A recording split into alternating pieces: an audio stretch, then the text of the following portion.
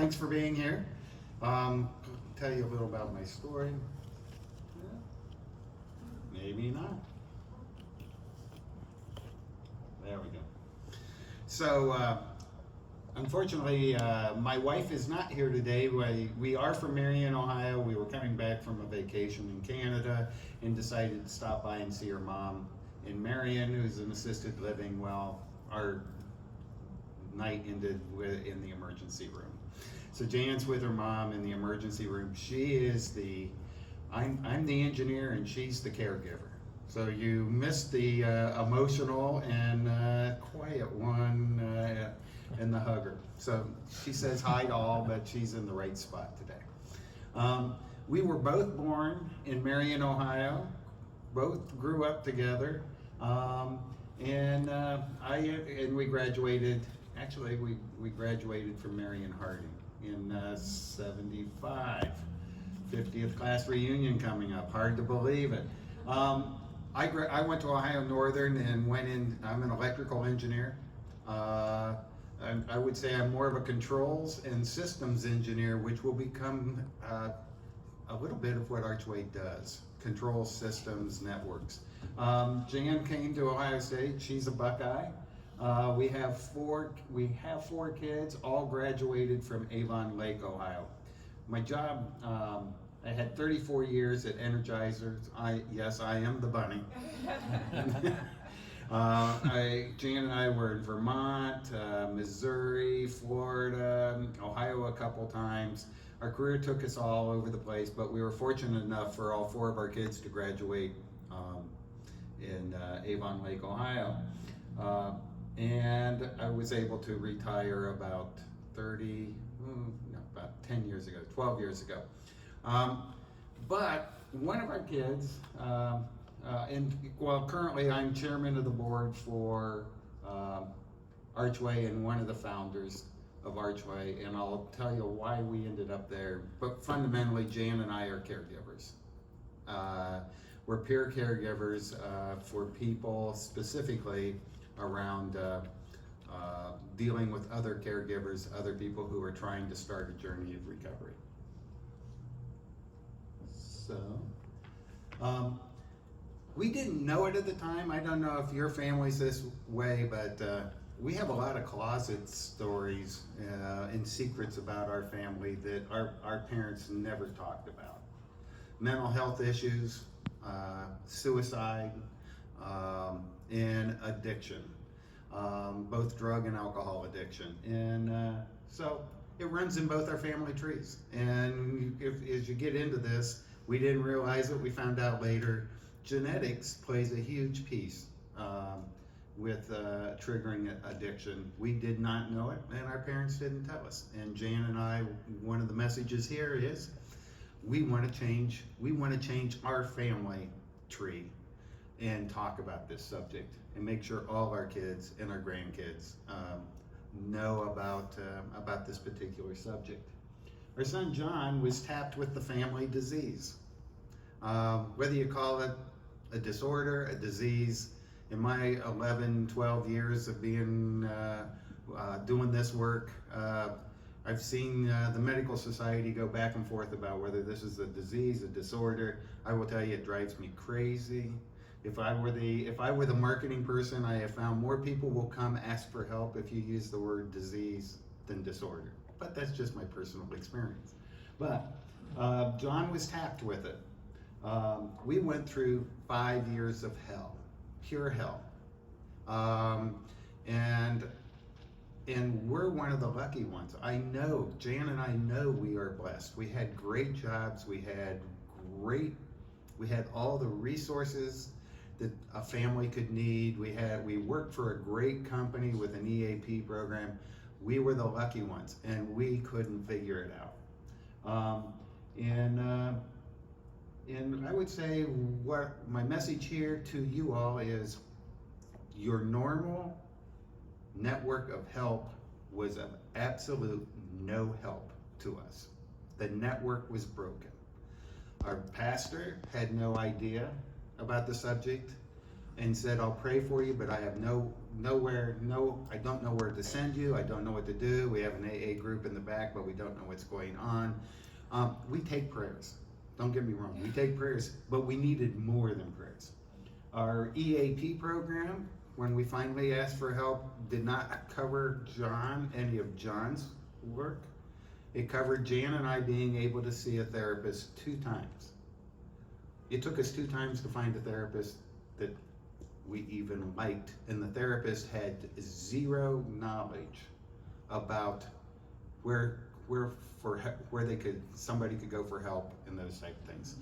Of course, we hid it from the family, right? Because we didn't, and our friends, so we didn't ask the normal network if you had cancer, you could go talk to a cancer survivor and this and that. So we hid it, so that network didn't work. The network did not work. And we didn't know where to go, and the treatment centers, actually, to be honest, the treatment centers were confusing, and because of John's age, we weren't allowed to know any of what was going on, blah, blah, blah. Didn't work. That's a big message here. We went on radio, and then a thing would happen. John, a family took us under their wing. Somebody who had been on this journey. This is the foundation of ARCHway. A family took us under the wing and walked us through the system. Handheld us. Handheld John, somebody who was a peer in recovery, grabbed John and said, I'm going to help you walk through the system. I know the contacts. I know who to speak to. And we had the same peer family who were caregivers that took Jan and I by the hand and started walking us through. Big message there. John started a journey of recovery, and he decided his mission in life, instead of stealing from us, was to start a business, take all the profits, and give it to the treatment centers to let the friends that he'd met on the street of St. Louis that were being turned down for help get help. That was his mission. That was the foundation for ARCHway, to help families get the help they need. And because I was retiring, I no longer cared what anybody thought about me. I'm being honest here, because the stigma is alive. Jan and I went on TV and radio in St. Louis to start John's dream, which was ARCHway at that point. And an interesting thing happened. Family members came out of the woodwork asking us for help. Friends came out of the woodwork. People, I thought I was a great manager. I really did. I thought I was good. I thought I was close to the employees, colleagues. Colleagues that had been great friends of mine started coming out and asking for help, starting to tell me that their son didn't die in a car accident, it was suicide, it was drug overdose, it was things like that. Actually, the CEO of the company came and asked me for help for 2 of his daughters, and the chairman of the board came and asked for help. I'm saying this crosses all social areas. And so that was interesting. Hey, simple message. I was not alone. Jan and I still thought we were alone at this point. We weren't alone. It's a huge thing. So then the positive thing is John is now 12 years sober, and he's not just surviving, he is thriving. He is kicking butt in business. He is doing really incredibly well. Jimmy will talk about folks in recovery and how passionate they are, because they've found it's the second life for them. They have found a new life, and they are passionate, and they know why they're working, and what their mission is. But Jan and I, you would say, well, you're the happy story. Same time. During this time, we have another family member. It was Jan's brother, and Jan and I would call it death by stigma. He was his drug of choice was alcoholism, and as much as we tried to get him help here in Ohio, first of all, I would say the rest of the family wasn't sure. Small town. What would the neighbors think? What would his clients think? What would people think of them? Could they still be in the card group? Could they still be at the country club? All the things. So it took forever to get them to actually start considering getting help. And we're the ones doing this, as I long-term passion. But then one day, and this is another issue, and it was in Ohio, one day he finally said they wanted to go help, but they didn't need our help. This will tell you a little more about ARCHway, and it is unfortunately, it is still a who you know network in our country. So they called a treatment center in Columbus, and they were told, and he was ready. And he was told, 6-month waiting list to put you on the list to be on the waiting list. And so, you know, if somebody's ready, 6 months is not acceptable. It's just not acceptable. And so Jan and I called a couple of the partners with ARCHway. It happened to be Glen Bay and Lacada Way up in the Cleveland area. And of course now we know them personally. And they have a Bedford gym the next day, and they have an interventionist coming to see the family. But by the time we got to him, he had already changed his mind that he didn't want help, and he ended up dying of it. And I will tell you the other part that you should know as a business, that was 7 years ago, and the family is still in crisis mode about this subject because family members are mad at family members, for not getting him the help and almost being a little selfish about how it impacted them personally versus getting him the help he needed. So, good news, bad news here. We have great stories and bad stories. So, let me go back one. There are 4 things here that you should read from our story that we would say after 12 years is in everybody's story. Stigma. And I would say, I'm an engineer. You can make numbers tell you anything you want them to tell. But in this one, when they say 1/3 of the families are dealing with this subject, I will tell you, I believe the number is much lower than this. I mean, much higher than this. It's a bigger problem than 1/3 of the families that are dealing it. I think it's a definition of family. Stigma, and only 20% ever ask for help. It's all based on what they think their employer will do. Will they get fired? Will their friends think they're bad parents?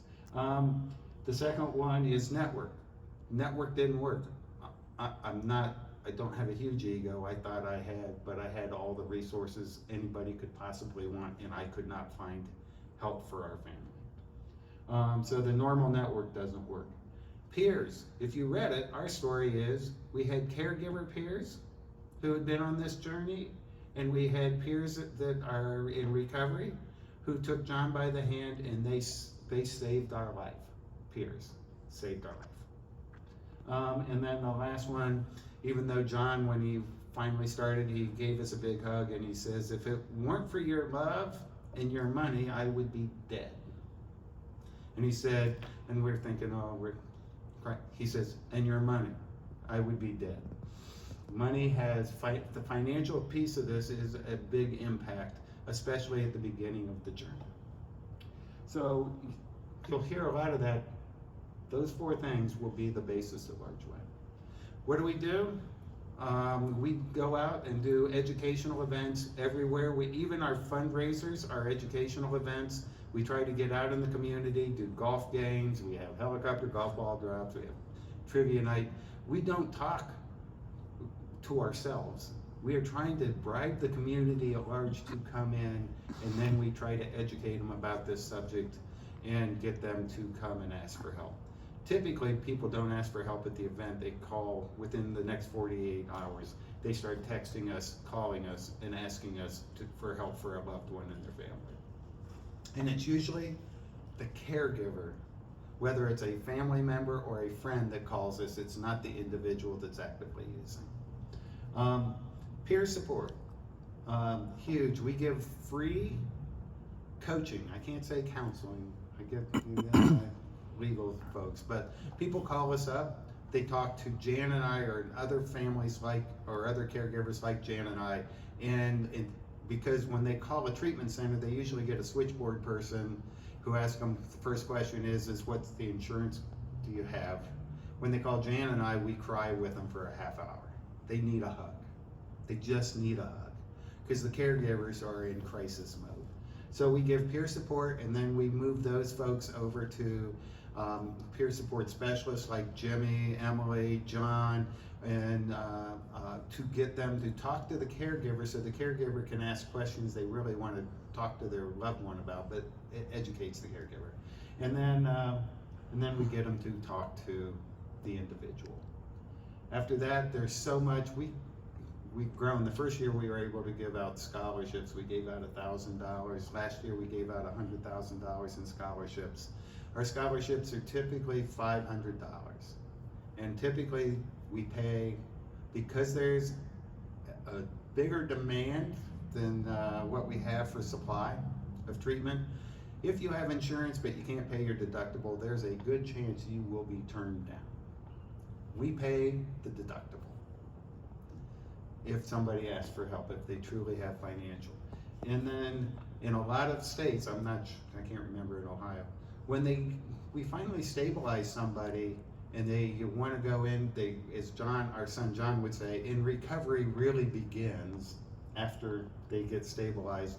Recovery housing. So now you've stabilized somebody, you look them in the eye, and they've realized what they've done to their life, and they have no money. We pay for the first month's rent at a sober living house. Not longer than that, first month's rent, so the person can get started and really start recovering their life. So the first month's rent, because if you don't, typically that person will go right back to the beginning of the line at the treatment center. They'll relapse and just start over. So we pay for the first month's rent for recovery housing as much as we can.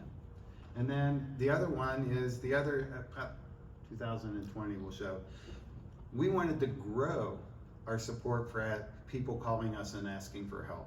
And we thought, well, we can do this by adding more people for call centers and all of that. And we decided, you know what, it's not about ARCHway, it's not about our brand.